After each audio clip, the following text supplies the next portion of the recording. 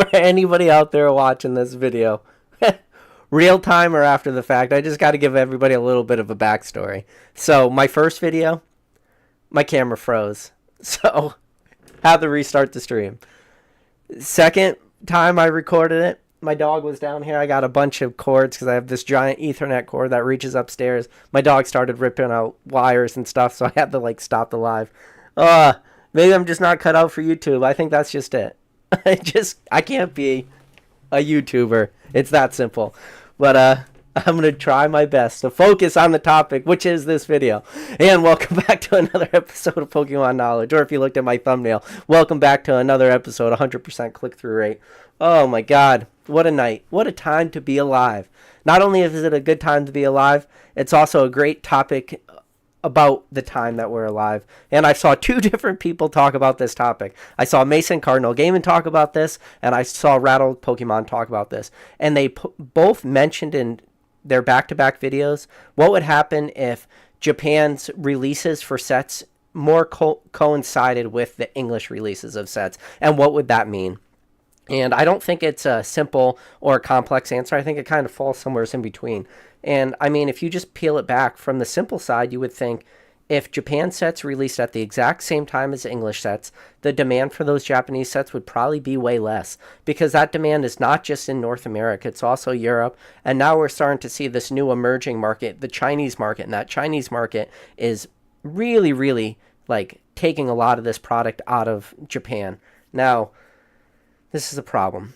It's not that simple because the Japanese sets aren't released the same as the English sets. The English sets are usually a combination of whatever the two Japanese sets. And the problem is the Japanese sets, because they're broken up, usually they have a little bit more set identity. So if you are an English fan, that is always that little thing that we look at where we're a little disappointed, right? Because we feel we're robbed a little bit because Japanese sets definitely have more of this set identity. And then sometimes we don't even see the English sets get all the cards, and they're kind of pulling cards from here and there. But that's not really the topic of this. Is if Japan and English sets released at the same time, would this be a solution for a lot of the problems that Pokemon is facing? Because you got to keep in mind, Pokemon is a company based out of Japan. And there's a lot of, pride, a lot of culture that comes out of that. The Pokemon Japan, they are not happy that they do not have product for their customers. And yes, if you live in Japan, it is a little bit easier to get product than, say, if you live in North America. That is an obvious thing. But with that said, it's not like you can just walk into any local card shop and buy an unlimited amount of this product. A lot of these pre-releases, a lot of these pre-orders, and, real early releases the demand is crazy. The lines are crazy. And especially with all those new EV promos and stuff, it looked like a more or less mad rush going on there. And a problem is that a lot of these Japanese sellers are sending their product overseas because the margins are just so crazy high. So the question is that the solution though? Are we going to finally get to the point where Japan starts release sets at the same time as English? Because from a logistic standpoint, I don't really see what the issue would be. I think the only logistical issue would be Japan would then feel the same pain that English has felt for God knows how long. And that pain would be that some of the cards that would be in the later Japanese sets would get released at a little bit earlier. So instead of Japan being the first to get cards, they would end up being second. Now, that might be a pipe dream just in itself right there. Meaning, there's never a scenario when the Japanese releases come after the English releases, because that's what it would have to be, because of what I just mentioned, because those Japanese sets, they are two different sets broken up. Now, if maybe you were able to push the English releases a little bit earlier, so maybe they only coincided to that second release. So instead of having them coincide with the first release, spoiling some cards for the Japanese secondary set, if you released that English set at the same wave as that secondary set, maybe you wouldn't have as much demand only on that secondary set. It's a tough question. I don't think it's an easy answer. And I think a lot of people have asked this question for a really, really long time. And that question was simple. why is there such a big timeline difference between releases? And even right now, at the time of recording this video, we are in the middle of, Pokemon 151. We already seen that released in Japan. For English, we're not going to see that release for 151 all the way until September. At the time of recording this video, it is early July. So that gives you all of July, August, and then September. So within those 2-month timeline, when you have a super hype set, which 151 is, you're pulling so much supply out of Japan. And I think it's a logistic problem that Pokemon will need to eventually start to look at and start to figure out solutions to, because I don't think they have solutions right now. I think the only solution they're kind of coming up with is printing more product. But if you're not new to this channel, you know products I've talked about in the relatively recent timeline is all this Chinese product that's getting printed.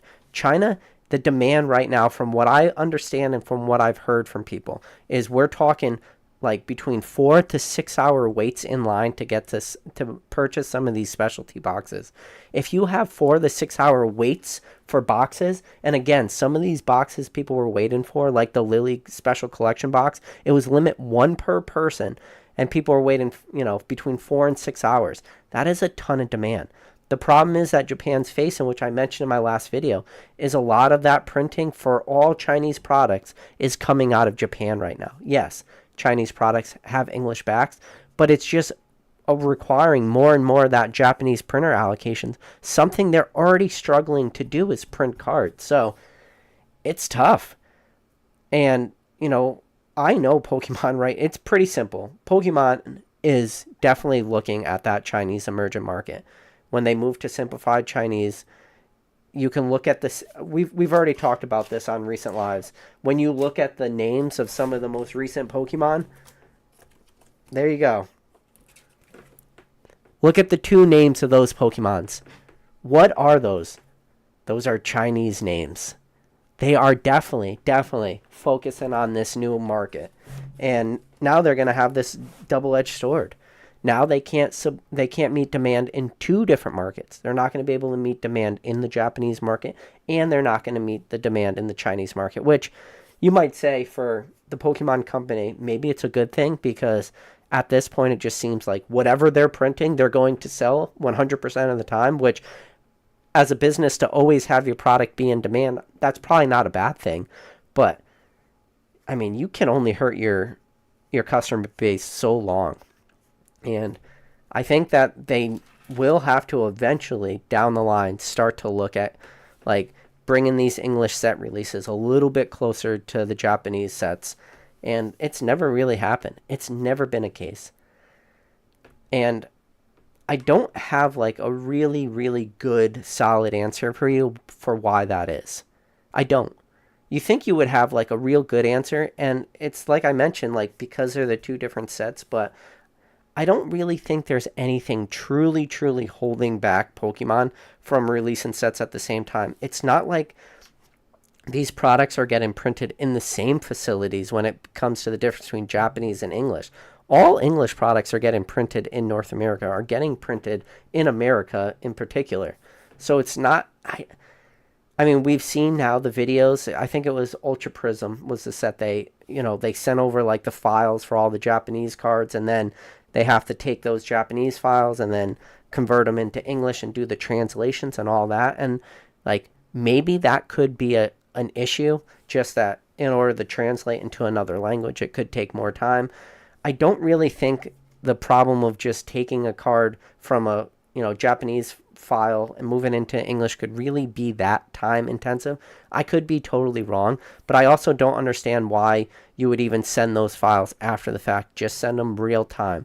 While you are editing those cards, the artworks and everything for the Japanese sets, just send them real time for English. But it could just be a problem of they don't want to release like that control, because that is a lot of control. And I'm sure there's a lot of like logistical issues that come on in the meantime, where especially from the playability aspect, when they're looking at different moves of Pokemon and stuff, and they're looking at the actual game mechanics, if there's something, some miswording of a game mechanic. Like, it might be way easier to fix that on the Japanese version, so that by the time it makes it to the English version, you do not have like that wording issue or anything, and therefore the game mechanics are not absolutely, messed up. Maybe.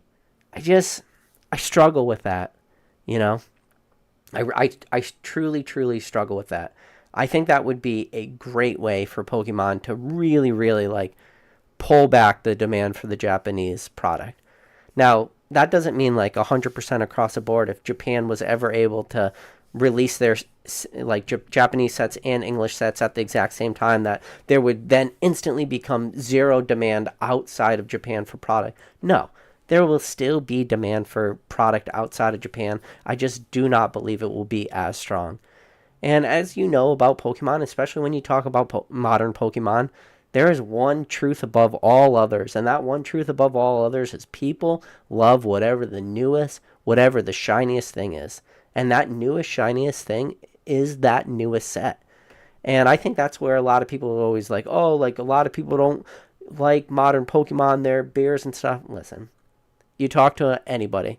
Maybe not everybody, that might be too broad of a term, but you talk to most people and you ask anybody with any sort of finger on the pulse of this market, they know where the demand is, and that demand is modern Pokemon. And there's no denying it at this point. It is the most glaringly obvious thing, and if anybody tells you anything different, they're lying to you. That's where the heaviest demand is. And that's where the highest liquidity is. It's definitely in whatever the newest, shiniest thing is. Now, we're also running into like, this isn't really a problem to like Japanese booster box demand, but we're seeing like a lot of real shady things going on. And those shady things going on is like people getting boxes of orange juice instead of VMAX Climax and stuff like this. And the only reason that is truly able to exist is because prices are starting to go crazy because of that demand. And, we're seeing a lot of crazy things happen right now, like with the Master Balls and stuff, especially like some of these Master Balls. The prices are just insane. I'm not getting behind these Master Balls. I think they're cool. I think it's a really awesome thing that Pokemon has done. And I do hope that they do in the future roll out something similar for English, because like that is a cool little thing they do. It gives something that is more or less bulk at that point. It gives a little bit of a chase factor to it. I like them including new chases, making the pack opening experience more fun. And especially on English, if we do get reverse hollow Master Balls, where if you don't get a big hit of that pack, you could still potentially hit that reverse hollow Master Ball. Like, that's a good feeling. I do hope they do that. To be truthful with you, it doesn't seem like English ever gets those cool chases that like Japanese will get for something like this. And I think one of the other troubles with like the demand coming out of Japan for product is Japan has what is considered like true hits per box, like true guaranteed hits. English doesn't have true guaranteed hits. Listen, there is definitely, when you open a English booster box, you're definitely going to probably get a certain amount of hits, like guaranteed. And those certain amount of hits guaranteed is usually between 12 and 14 depending on the set, and then it potentially gets a little bit more if you start to look at like trainer galleries and stuff like this. But for English, you're more or less guaranteed 12 to 14 hits.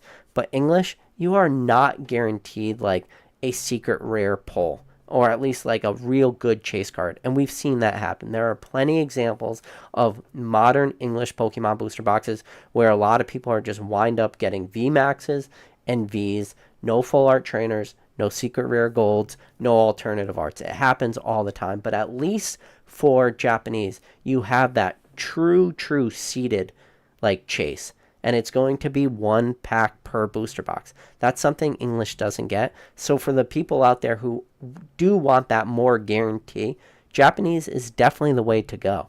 So you also have all that like demand being pulled out because of those guaranteed hits rates. Now, this is a problem. English will probably always say there are guaranteed pull rates, but they're not the same. And if they could ever change that to make it to where it is a little bit more the same. And again, Japanese booster boxes, you're going to have 10 packs per box versus English, you're going to have 36. So you're already getting more hits because you're opening almost 3 times, well, a little bit over 3 times as much pack. So it's super convoluted, but either way, Japanese pull rates way better than English. I don't think there's a lot of people out there truly denying that fact. It's just there's a lot of things that the Japanese or that Pokemon needs to do to make English to the equivalent of Japanese. And don't get me wrong, I am not a Japanese buyer. I'm not a Japanese collector, but that does not mean that I'm going to sit here and not tell you that there are some real obvious true faults that the good things the Japanese market gets versus the things that the English market does not get. And, you know, now we're going to start segueing a little bit out of like the booster box conversation, but listen, there are just simply a lot of products that come out of Japan, especially if just use the word Pikachu and promo. Put those 2 words together. Pikachus and promos. The amount of good promos that Japan gets opposed to English is night and day. And you can look at it. Will that ever change? I don't know. I mean, when English does get a special release that is not like mass produced or late to the game, it almost feels weird when we get lucky. When you look at like some of the special delivery cards from Pokemon Center, whether it's the special delivery Pikachu, Bidoof, Charizard, it almost feels weird to have English exclusive promo because we're always chasing what Japan has, or always at least wanting what Japan has. And there's a lot of like really good promos in the real recent time. I mean, we probably could find one. Oh, here's one. That's an example of a really cool Japanese promo that English didn't get. Just an Easter promo. That is something that a lot of, like, I don't know. That is just being salty in a way, right? That we don't get these good promos. But back to the booster box conversation, which is the meat, you know. But is it a simple answer or a complex answer? And I think the complexity is all the things I said, but the simplicity is I really truly believe if Pokemon honestly wanted to make sets release at the same time, I do believe they have it in their ability to do that. And maybe it doesn't have to be an absolute true one-to-one, meaning the Japanese sets gets released on the Monday, and then the English set also gets released on that same exact day on the Monday. Maybe that will never be possible, but you can definitely have it be way closer than we're seeing right now, like I mentioned. Already having 151 out, and English not seeing it till September. There is definitely a way that those releases can be way closer. And the problem is, too, which is the sad part for the English collector, and I know this from talking to some people, is when the Japanese sets get released so early. One, they do the obvious. They spoil the English sets, whatever. But number 2, the thing that I think is worse than them, those Japanese sets spoiling our English sets, is the worst part of it is I know a lot of people go real hard after those Japanese booster boxes, and when it comes time for the English release, they're already burned out on that set. And it's sad. It's like, how are you burned out on a set that technically hasn't even been released? But because they've opened up so much of that Japanese product, they almost have no want to even open the English. And that needs to change.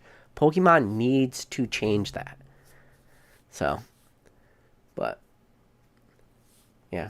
And then, and then one thing that, like, America doesn't have anymore is we don't have Pokemon centers. I mean, there was Pokemon Center New York, which was a cool thing, but I was out of Pokemon at the time that Pokemon Center New York was the thing. I wish Pokemon would get another Pokemon Center, but when you look at Japan, there are a ton of different Pokemon Centers, and all the exclusives they get and that kind of stuff too, which it sucks in a way to be an English collector because it just feels like we are constantly being shafted. And Yeah, but I'm starting to see, but now this is a problem too, is because that Japanese market, which this is feels really weird to say, but because the Japanese market is literally the most established Pokemon market that exists, in a weird way, it's starting to become this newer emerging market because of that China demand. So to have one of the oldest possible, most secure, like, to now be an emergent market in one of the largest markets in the entire world sounds ridiculous, but it is in a way becoming really true. And if you guys are selling a lot of cards, especially Japanese cards, you're probably finding a lot of, and when I say Japanese cards, I'm mainly talking like graded cards, you're probably seeing a lot of these buys go to China. And then I've also seen a few of my sales go back to Japan, which is kind of an ironic thing, but I think that's a different video. That some of the cards that I've bought from Japan, graded here, I am now shipping back over to Japan, which doesn't really make sense because Japan definitely has like a PSA office, meaning people can submit cards in Japan to PSA. I don't really understand why these cards are going back. But with that said, excluding cards going back to Japan, I've been sending so many cards to China, and a lot of the people I've talked to have been sending a lot of cards to China, and for the majority, if not all those cards, they are the Japanese cards. So there's just so much demand right now in China, and again, it is an emerging market. So if this emerging market continues to get bigger and bigger, they're going to continue to siphon off more and more of that Japanese product, and especially at release. And if that Chinese market and that demand is siphoning off product, it is going to be that cascading snowball down the hill type effect. Because demand is higher in China, the Japanese sellers are going to be more enticed to send product over the China where they could get more money, and they're not going to want to send as much product over to the Americas or Europe, because why do that when you can just send it somewhere else and get more money? So then what happens? Because the demand is so high in China, prices will start to go up like immensely, and then all the English buyers are going to have to pay even crazier premiums than they're already paying now, and it's just going to, like I said, be that snowball effect. It's just going to be bigger and bigger. So then you're now going to have the English market, which, you know, again, is North America and Europe, which is one of the strongest demands for Pokemon in the entire world, is now going to be competing with this new demand in China for this product funneled out of Japan. It's going to get ugly. It's really, really going to get ugly. And I feel that Pokemon's best way to prevent that from being as ugly as it could potentially be is, like I said, to just start to release sets at the same time. Now, what I mentioned earlier too is maybe a hurdle we will never be able to get over is that I don't know if English will ever have the ability to spoil sets for Japan the same way that they've now spoiled it for us for the last 20 years. I don't know if that's a possibility. I don't know if that's something that Pokemon would ever in their wildest dreams even consider doing. I don't know. But something needs to change. Something truly needs to change.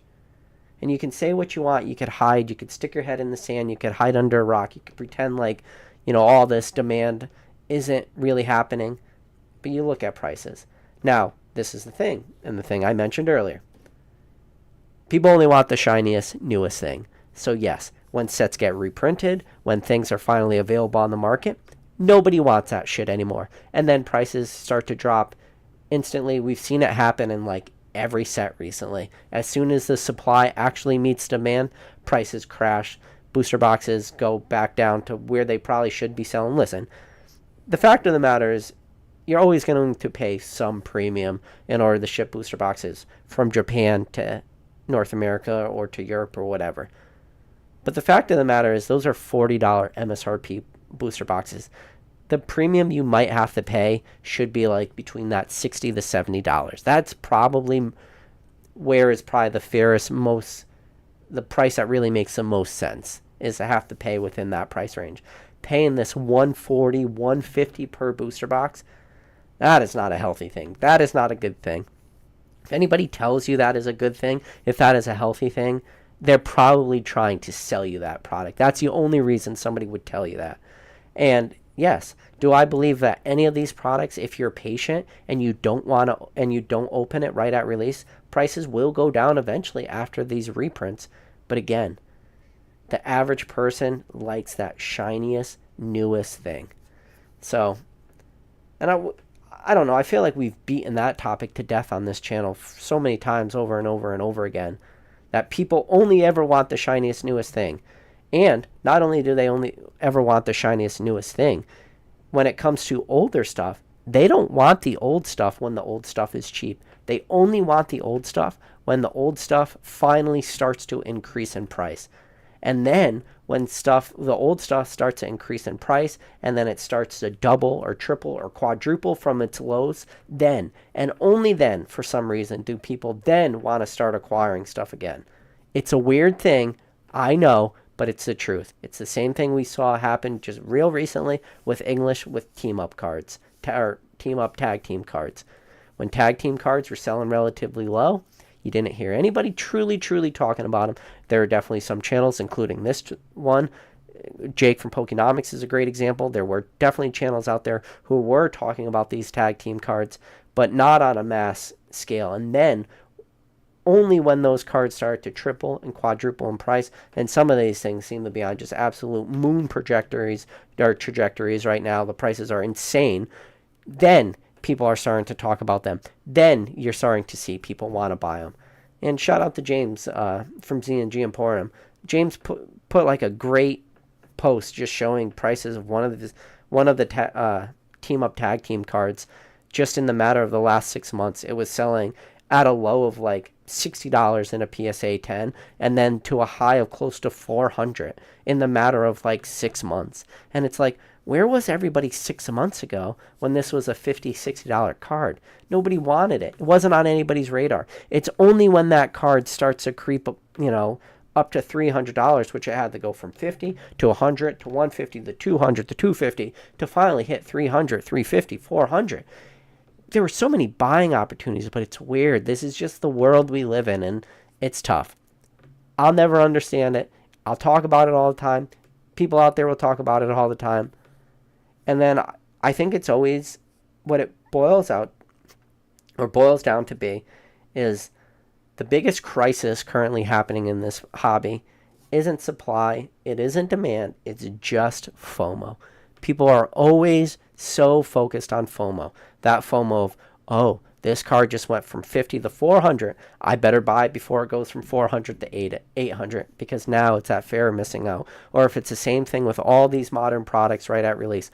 Oh, this Japanese product is selling between $140, $150 a booster box. I got to buy it now because I might never get a chance to catch it below 140, 150, which doesn't make any sense because of all the reprints we've seen. And Pokemon has now gone out of their way to really hammer it down to a lot of people that Pokemon is going back and reprinting a lot of sets, especially like the Japanese sets. They went out of their way to say like a lot of sets are going to be reprinted. The problem is too is which we run into this, which a little bit of that FOMO, which at least this I understand, is Pokemon's a freight train going down the track. It doesn't really stop for anybody, and Pokemon just keeps releasing set after set. They're not stopping. They're not slowing down. The release schedule hasn't been slowing up. And the problem is you have so much demand for all these new sets. It is really hard to go back and start printing some of these old ones when there's so much demand for all these new ones. That is more just a logistical nightmare that Pokemon is running into. And we saw the same thing happen very recently on the English side too. There was a lot of Sword and Shield sets for a pretty decent amount of time before Scarlet and Violet, and even now. A lot of these Sword and Shield sets, a lot of people were really kind of waiting on reprints. We're seeing like sporadic reprints. We saw sporadic reprints of Lost Origins, and then we're going to see some, what else did they say they were coming out with? ETBs of Evolving Skies, which is a weird one. And then even that ETB of Evolving Skies, that release only seems to be through like one distributor and not like a wide scale thing. And then what else got reprinted? Was it Silver Tempest? Wait, what's the next one? I can't even keep track sometimes of these reprints. Is it Silver Tempest is the next one getting reprinted? One of those. But like the reprints haven't been that large. And even when there was that reprint of Brilliant Stars, which is funny, that reprint of Brilliant Stars was really, really able to destroy Brilliant Stars single prices in the very near term. And again, we're going to run into this issue too, where in Modern, if you do believe in Modern, if you truly do like Modern, there are so many Modern singles right now that could be great buying opportunities. But this is the problem. Everybody loves Modern. I've heard everybody say that. Why are people not really going after these singles right now? And I know what people are going to say. Because the supply of all these singles are so crazy because of how much product was printed. And you know what? That logic is sound and it makes sense. But the fact of the matter is, and I truly believe this, the second that these sets are really, really stop being open, that demand is going to eat up the all available supply of a lot of these good chase cards. Now, this isn't not across the board blank statement, meaning you can go out and buy any bullshit like standard V or something like this and it's going to do real well for you. No. There's a lot of good trainer gallery cards. There's a lot of good alt art cards. In fact, there's a lot of sub like $10 to $15 alt art cards. And sure, they might not be fan favorite Pokemon like the Sandaconda V or the Skunk Tank or like, those cheaper alt arts. But there will come a day when those are not readily available on the market. And then prices will start to creep up and then you'll see people start to chase after those. Even though people could pick those cards up all day, every day, yeah, they're not the fan favorite Pokemon, but they're still alt-art chase cards. The chances of pulling those cards are still just as hard as pulling the Lugia alt-art, or just as hard as pulling the Garantina alt-art, or just as hard as the Moonbreon. You look at Evolving Skies, there's a couple alt-arts, even in Evolving Skies, that are not doing nearly as well as you think they would when you look at two things. One, prices of individual packs. I guess three things. One, prices of packs. Number two, prices of booster boxes. But number three, the absolute insanity that it is trying to open up Evolving Skies and actually pulling good stuff. There's a reason why we call it Evolving Skies. The same way as we look at Chill and Rain and look at how next to impossible Chill and Rain is to open, and that's why we call that Chill and Pain. There are definitely some sets in the Sword and Shield block that are not a great pack opening experience and it probably are going to be a not fun experience for you at all. And those are pretty much all the sets before Brilliant Stars, because again, Brilliant Stars was that set that reintroduced character rares. We hadn't seen those character rares since Cosmic Eclipse. Now, this is that funny thing. Some of these older Sword and Shield sets, we're starting to already see price increases happen, but we're starting to see those price increases happen on the sealed product route. Those big obvious examples are what you're seeing happen with sealed booster box prices of Sword and Shield Base, Rebel Clash, because those were, I hate to say like underprinted, but they were cheap for a long time. For whatever reason, people never acquired their positions of Sword and Shield Base and Rebel Clash, and maybe a lot of that has to do with people just re-entering the hobby. A lot of people re-entered the hobby after Logan Paul, so the set after Logan Paul was Vivid Voltage, so maybe people skip Darkness Ablaze, Rebel Clash. I don't really have like a perfect example of like why those booster boxes keep going up in price, meaning people are still acquiring those, because at this point, it's very fair to say people are not acquiring booster boxes of Sword and Shield Base, Rebel Clash, for the pack opening experience. Anybody picking up booster boxes of those sets is strictly for that like investability sealed product route. I just always laugh like, why didn't people open or like acquire those booster boxes a long time ago? But again, I think even the answer to that goes back to that FOMO. Like Sword and Shield Base, Rebel Clash, those were the cheapest of the booster boxes. It was the Darkness Ablaze that was the expensive one. The Vivid Voltage, forget about it. Vivid Voltage, let's not forget we saw Vivid Voltage booster boxes at the peak selling between 220, and I've heard rumors of confirmed sales between 260 to 280. I never was really able to find sales that high, but I did see a couple at like the 240 price range. Sure, prices, reprints for those like destroyed those markets, but it's just there's a lot of cards in those sets though that are could have like good plays in the future too. But really, when you start to look at like cards that are probably going to do really well, it's when you start to move into those alternative arts, because now you're starting to get a lot of those alternative art collectors. So anything battle styles and on, there is at least one or two cards in every set from battle styles on, and some sets when you get to your evolving styles or brilliant stars, and then you start to talk about like 5 to 10 good chase cards. It gets crazy. But and this is the thing too, for some of these older sets, you know, booster box prices could only keep going up so much and not pull up prices of cards at all. Now, this is not a 100% across the board answer, because there are definitely the very glaringly obvious examples where that is not the case, where booster box price increases did not pull up the value of the actual cards. And you don't have to go that far back. You could just go to literally the second set of black and white. So you got black and white base, which is a good set. You know, Secret Rare Pikachu might be slept on. But when you look at Emergent Powers only has the Thundurus and the Tornadus. Those two cards, you could probably pick them up right now in TCG Player. I'm going to ballpark it like $30, $40. A booster box of Emergent Powers is in the thousands of dollars. So I will be the first to say, yeah, there's definitely examples of booster boxes that have absolutely gone crazy in price, and the prices of the cards inside that set have not gone up at all. And in fact, you could probably easily complete a near mint set of Emergent Powers for sub $100. And I think if you really like challenge yourself, you could probably complete an entire master set of Emergent Powers for sub $80. I don't know. It depends how near mint those full art cards are going to be. But yeah, it's pretty crazy. Yeah, I see people talking about the 100% click-through rate thumbnail.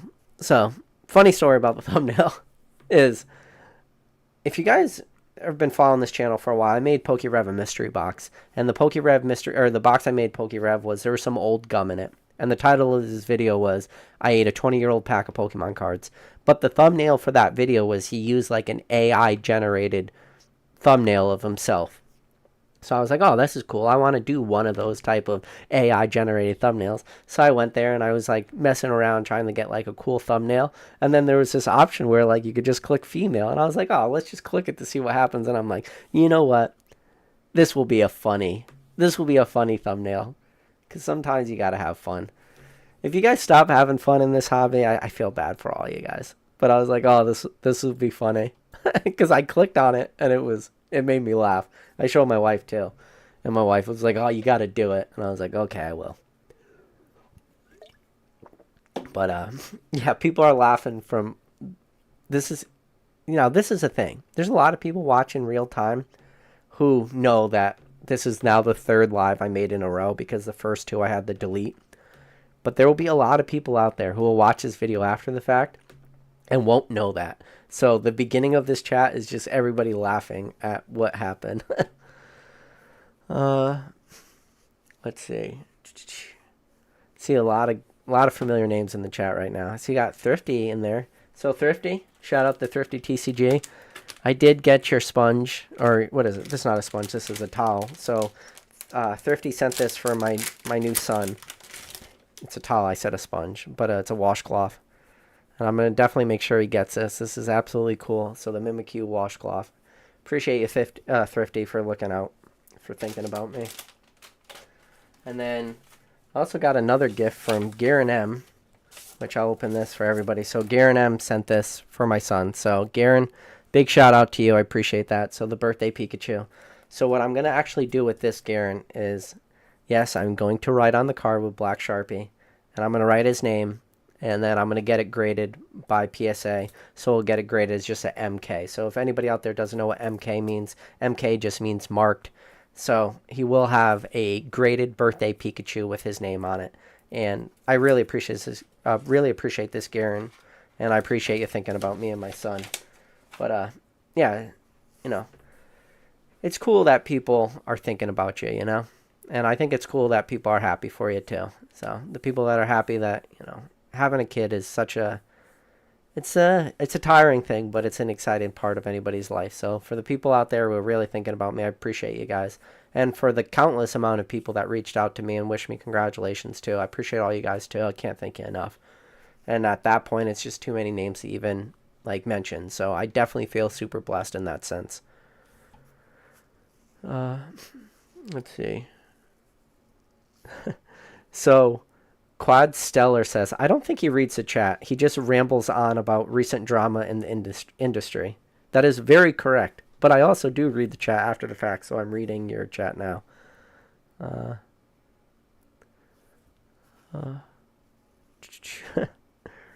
would be a lot less. Yeah, so people like Pokey Snipes is saying if sets were released at the same time, there'd be a lot less spoilers too.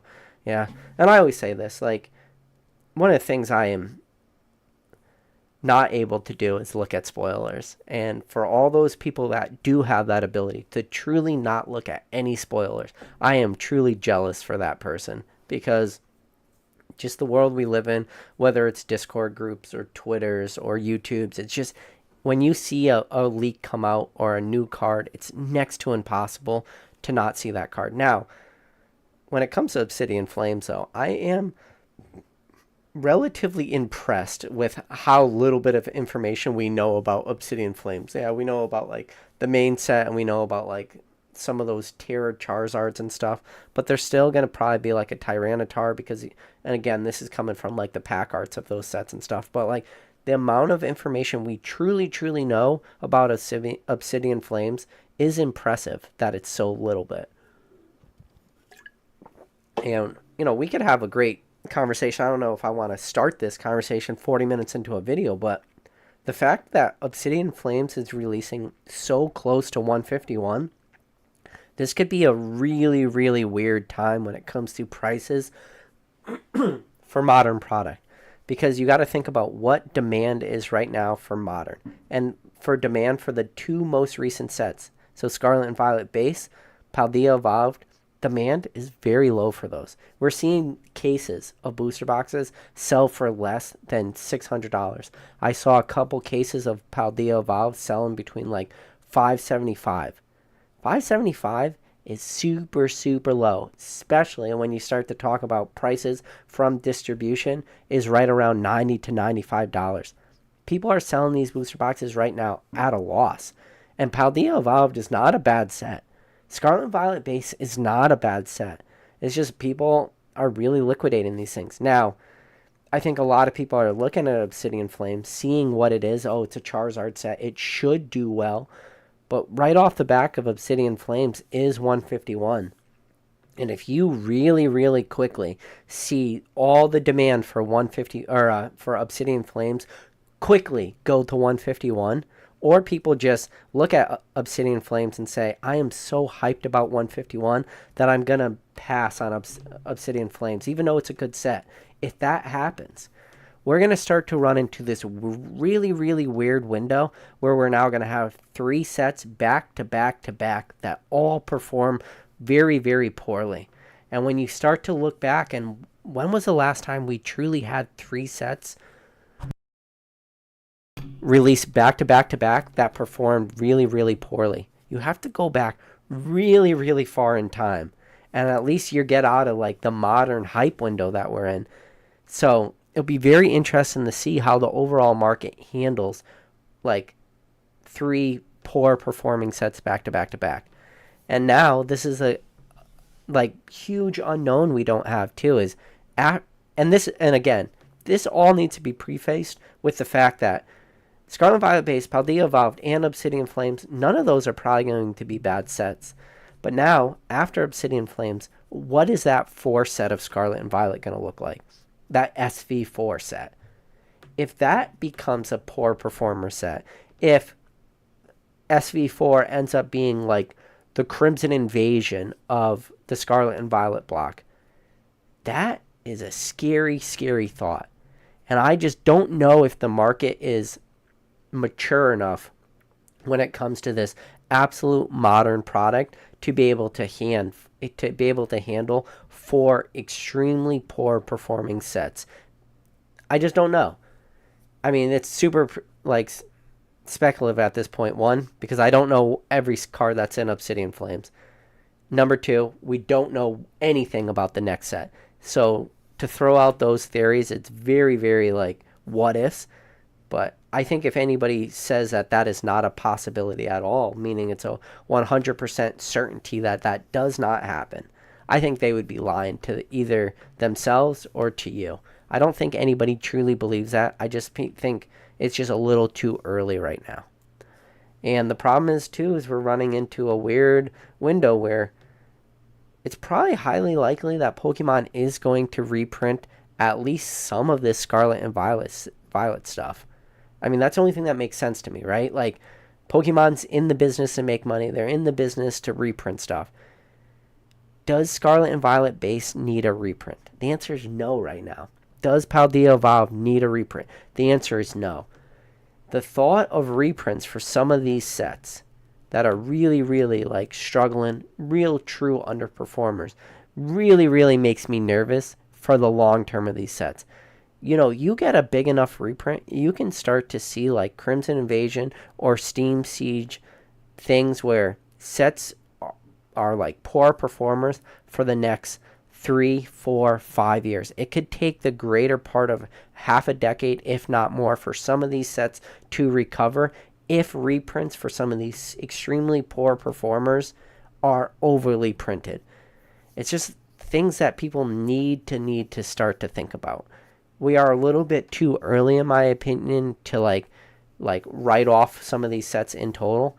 But I'm going to tell you right now, I look at 575 for a Paldea Evolve case, and I look at those and I go, that is a great entry point for me right now. And I haven't pulled the trigger yet. And I always wait for those entry points. And I'm not going to lie to you. I think that's a great entry point. And I think there's a huge potential that Paldea Evolve booster box cases at 575 do really well. I'm just so nervous about those right now in the near term that I just see so many opportunities in other places that I'm not parking my money right now in Paldea Evolve. And I could be making a huge mistake right there by not doing that. But these booster boxes make me a little bit nervous. Now, rewind not too far before that. Start to look at Scarlet and Violet, not Scarlet and Violet. Start to look at these later Sword and Shield booster boxes. And you go back and you go like Silver Tempest or Lost Origins or Astral Radiance. You know, Astral Radiance, hit or miss. But there's a lot of these later like Sword and Shield sets I think could do really well. The set that I am eyeballing more than anything else and really like speculating on hard in the near term is Brilliant Stars. I am fascinated to see what happens when that supply of Brilliant Stars really starts to dry up. I think because we saw that, reprint come, prices definitely dropped for a lot of this stuff. Fascinating to see where, the best Charizard set of Sword and Shield winds up in the history of this hobby. It'll be fascinating to watch that one. But, so Mason Berry said, Ruler of Black Flame is actually releasing the same weekend as English is doing pre-releases for Obsidian Flames. Never known that to happen. Okay. So, that is interesting. Son of a Mewtwo says China has a lot more people by a lot. Yeah. I saw a statistic. It was if there was 8 Chinese people standing in a row walking past you every second. So 8 Chinese people walking past you. How long would it take for that line to stop passing you? And the answer is never, because the birth rate is greater than 8 people per second. So, like, to kind of wrap your brain around how big the population of China is, meaning every second there's 8 people being born in China. And you keep multiplying that, that means, the number is just exponentially go absolutely crazy. But yeah, if you had a line of 8 people, that line would never end because the birth rate is higher than that. It's just imposter. Those are preposterous figures. Let's see. Mason Berry says, I'd be all for that. I'd be opening the sets before Japan does, yeah. I don't think there'll ever come a day where English is truly opening up sets before Japan, or English is truly spoiling cards for Japan. I mean, you look at like the Charizard promos in the Charizard UPC, the 3 Charizards, and they ended up being in V-Star Universe. Like, I felt really good seeing those cards and experiencing those cards before Japan, but that is a very, very rare thing to ever happen. And I wouldn't be surprised if eventually when the Chinese market catches up, if they're just opening product on the same release schedule as Japan. I wouldn't be shocked by that. Yeah, Apples is saying, and Japan prints for other markets as well. Whole thing is a logistical nightmare, yeah. Son of a Mewtwo said, Obsidian Black Flame will likely be underprinted to accommodate for 151's demand. I 100% Pokemon Center Obsidian Flames, Obsidian ETBs will be a play. Yeah. I like all Pokemon Center ETBs. I made that very clear. Especially now, Pokemon Center exclusive ETBs with Pokemon Center exclusive promos in it. I feel like I'm doubling down.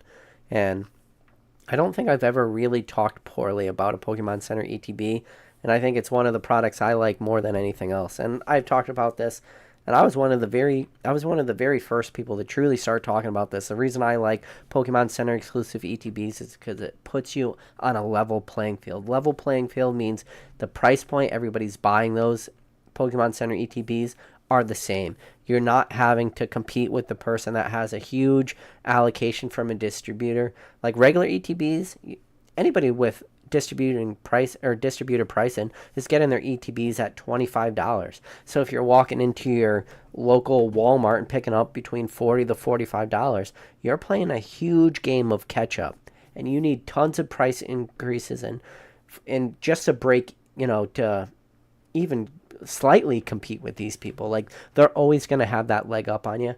So in order to be able to take that away for the average person, that's a great feeling. That's why I truly, truly like Pokemon Center ETBs. And like I said, Pokemon Center exclusive stamped promos. Ooh, people love their stamps. So I did hear the Squirtle stamp promo that came for 151. If you added the 151 UPC to your order on PokemonCenter.com, they would add 1 Squirtle for every UPC you bought. And the way that Pokemon originally had it worded, it seemed like every 151 product was going to have this promo. Pokemon did seem to go out of their way and really change that and really make it very clear to people that you're only going to get that promo with the UPCs and not just every single promo or every single product, which makes sense because when you look at those, not the build and battle cases, what are they called? The 6-packs. Oh my God, I can't even think of new products. Whatever. Though there was like order limits of 25. So if a lot of people got their max of 25. So that doesn't mean they're going to get 25 Squirtle promos. So let's see. So Larry Sherbert said, maybe it's already been mentioned, but English celebrations came out 2 weeks before Japanese. That is true, I guess. That's something I didn't really think about. Maybe it is possible. Did it? Was it that much earlier? I don't even remember it being earlier. I'm trying to think when all the... Is that right? I think Larry's on to something. I think I'm wrong then. Huh.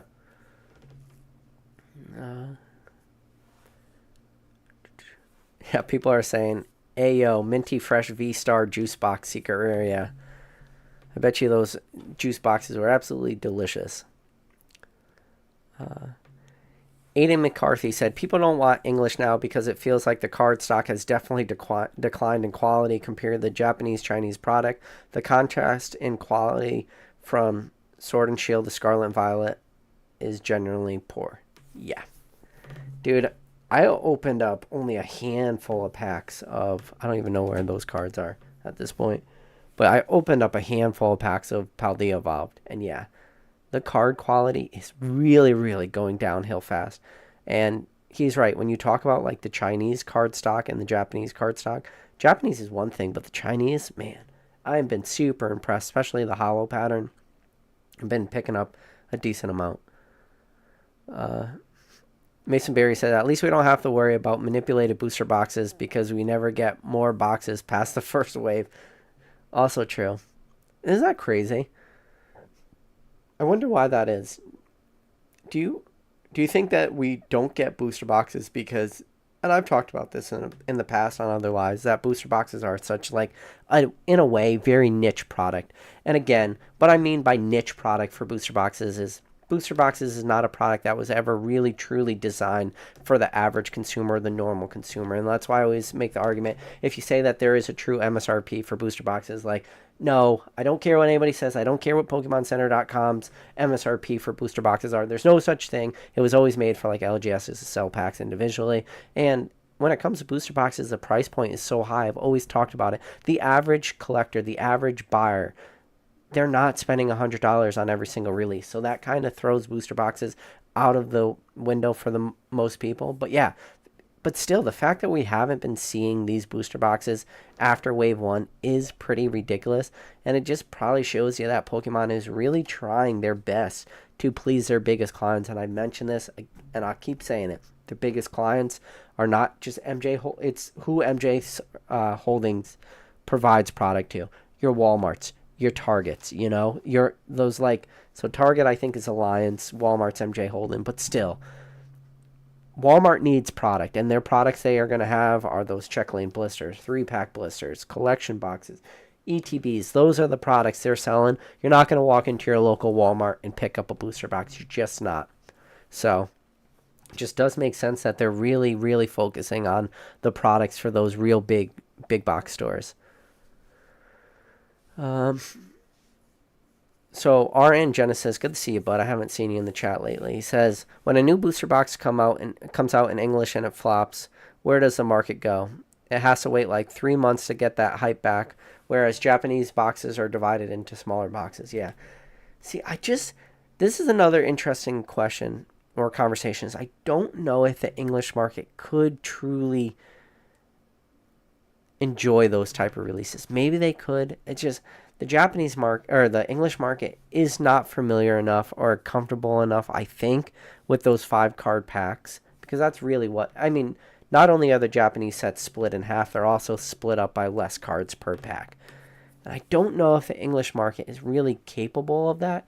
Like, even when you go back to like the original WotC is 11 cards, and then you go to the EX timeline, there's 9 cards, and then I think a lot of that was like demand issues. They're really trying to cut prices. And then when you look at those later EX sets, so later EX sets being Expedition, Aquapolis, Skyridge, there are Expedition energy cards that exist, but those Expedition energy cards were not available in packs because they removed energy cards out of packs. In order to get Expedition energy cards, you then had to buy Expedition theme decks. So if you are a true absolute master collector, you would never be able to complete an Expedition master set by just opening booster boxes. You could never do it because you would never be able to get the energy cards because those energy cards are only available in theme decks. And a big reason they did that was just to save money.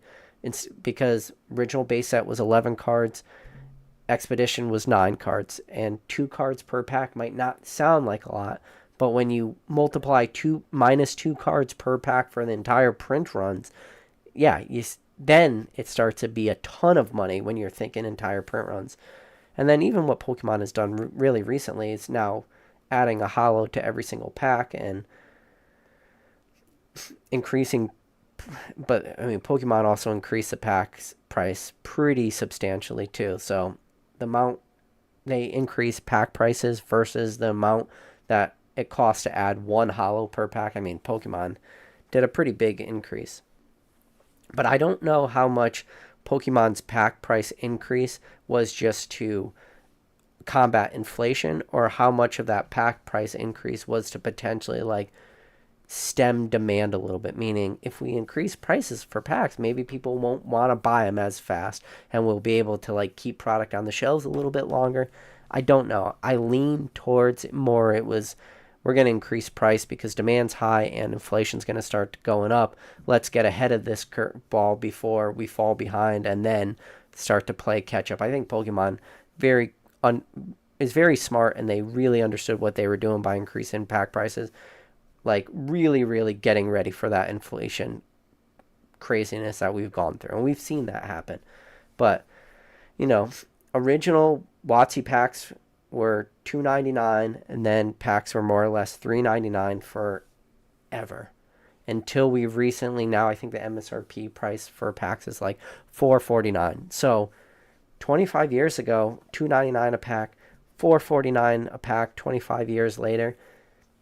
Is that much more when you take into account of inflation and all this stuff? It's like prices for packs haven't actually gone that crazy, but back to what R and Genesis was saying is like, yeah, I just don't know if the English market could handle 5-card sets. Like we've seen it before. Like you got to go back. I mean, yeah, I guess Celebrations was technically a 4 cards per pack, and then Detective Pikachu also had like not the normal size packs. And then before Detective Pikachu, you got to go all the way back to Dragon Vault, I think, to get to like so yeah, like from Dragon Vault to then Detective Pikachu to Celebration. So I guess the English market can handle it a little bit, but the only difference about like a Celebration product is they really gave you a ton of extra Celebration packs. So I don't know if English could handle those type of releases personally, though. It's a good conversation, though. It's one it's a conversation I'm willing to have. Like, could English ever get more into smaller sets? I mean, when you look at some of the sets, and especially when you look at like in the relatively recent times, remember when Cosmic Eclipse came out and how big Cosmic Eclipse was? And people were like, oh my God, I will never be able to complete Cosmic Eclipse because it's so big. Fast forward a little bit after that, and then you look at a set like Fusion Strike, and it's like, holy crap. How are you supposed to ever like complete a set like Fusion Strike? And then rewind a little bit before Fusion Strike, you look at a set that had a ton of good chase cards like Evolving Skies. But to open packs, impossible for the normal person. You'd have to be an absolute madman to open up packs in order to complete full master sets. So, like Pokemon, their sets are getting too big. Pull rates are becoming too hard. It's becoming a very, like, financially taxing hobby, 100%.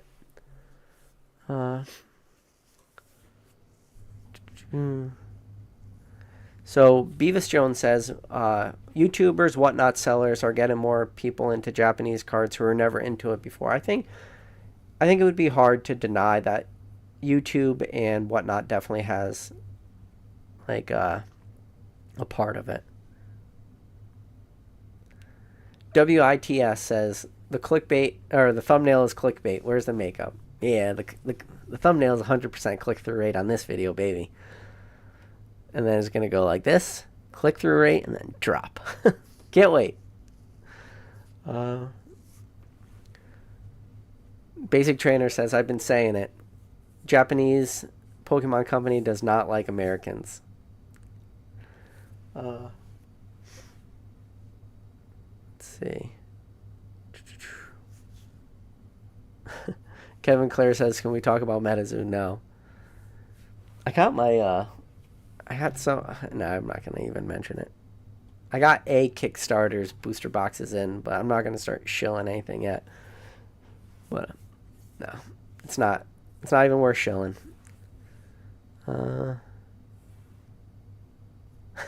People are saying, PK, what's up with the thumbnail? I explained why the thumbnail exists, because I laughed when I saw it.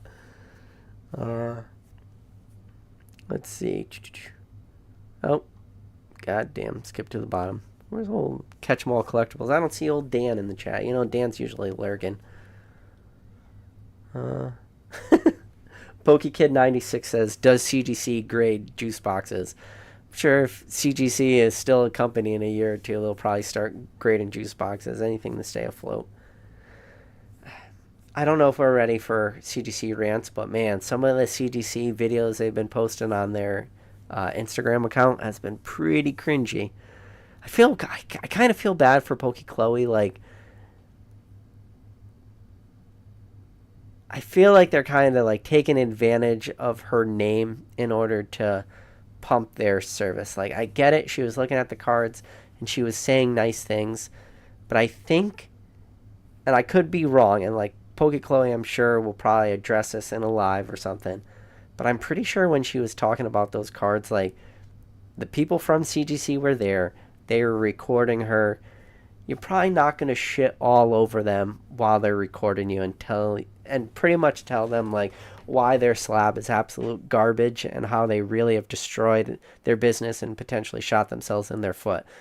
I don't think Pokey Chloe's the type of person, but then again, I don't know. Maybe CGC like paid Pokey Chloe for her to do that endorsement, and then if that's the case, like whatever, let her have her money. Like, that's fine. But it was cringy to watch that video.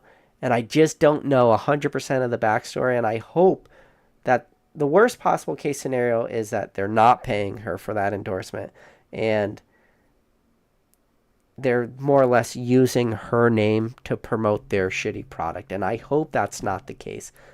So, I mean, it could be a possibility that, like, Pokey Chloe just absolutely loves the CGC product and loves what they do, and she is in favor of those slabs. But I think probably a little bit more of that happened than it was just like circumstances or being in the moment and seeing those slabs and not shitting all over that company. And you can look at Pokey Chloe, like what company she grades a lot of her cards with. She's not sending a ton of cards to CGC. But if they're paying her for that, like whatever. I have no problem with that. Like, whatever. She go get her money. But I just hope CGC's not tarnishing her name just because. Just to try to pump their dying brand. I hope that's not the case. So, Giovanni said the amount of discoloration, lack of color with English Scarlet and Violet he's seen is unbelievable, yeah. Like, the Scarlet and Violet print quality on some of these cards almost feels like it's very close to almost feeling like fake cardstock, meaning I've seen some really good fakes in the past that were almost as equivalent of cardstock for some of these. Maybe the fakes don't have like that carbon layer in between, but like paper stock. Shout out to the TV show The Office, whatever letter bond they're using. I don't really know paper, but like there's definitely a feel difference to them.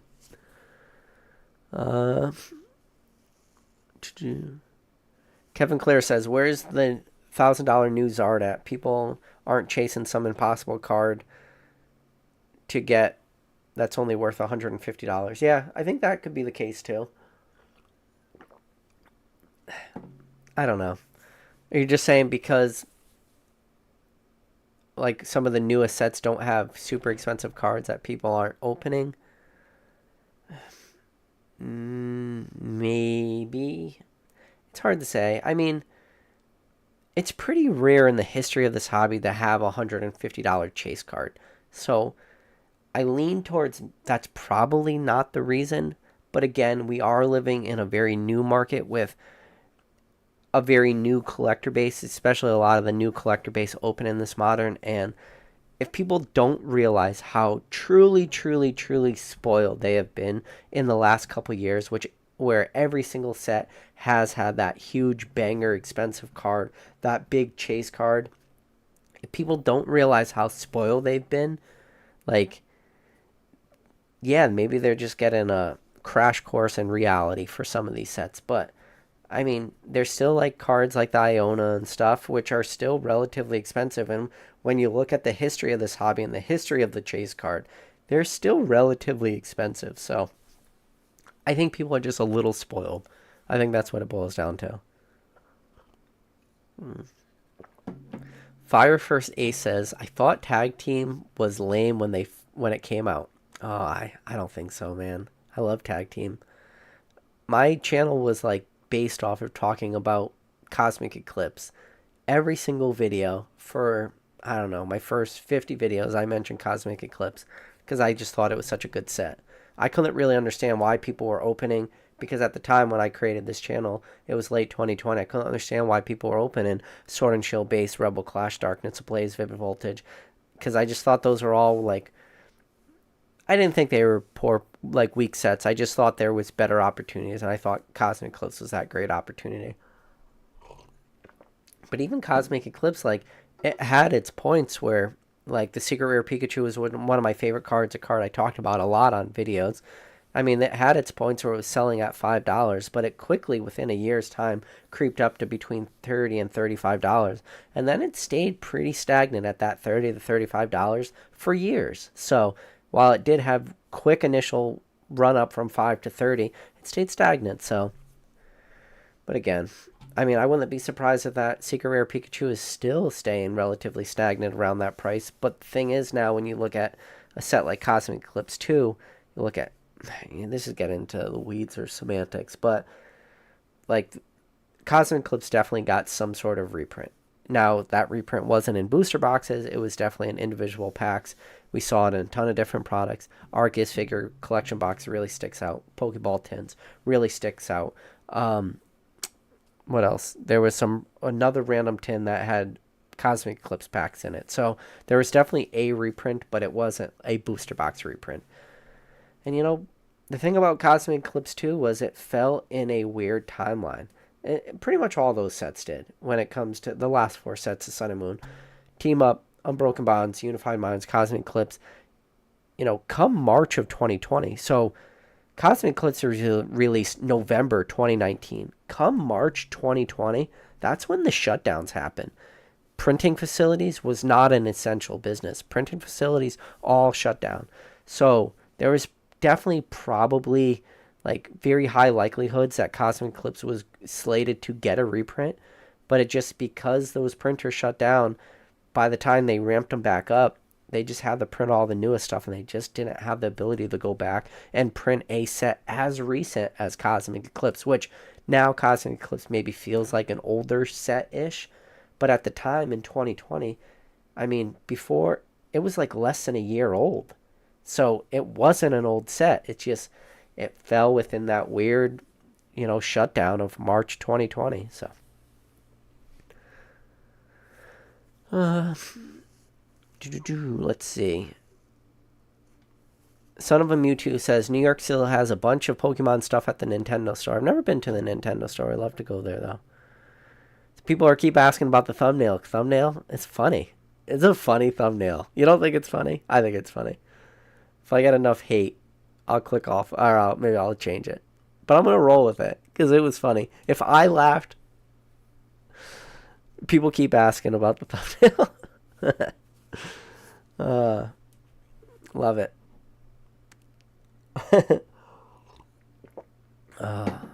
Let's see. I laughed.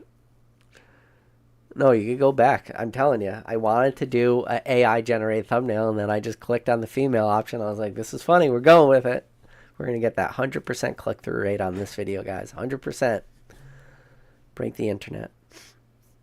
All right. I'm tired. I'm going to bed.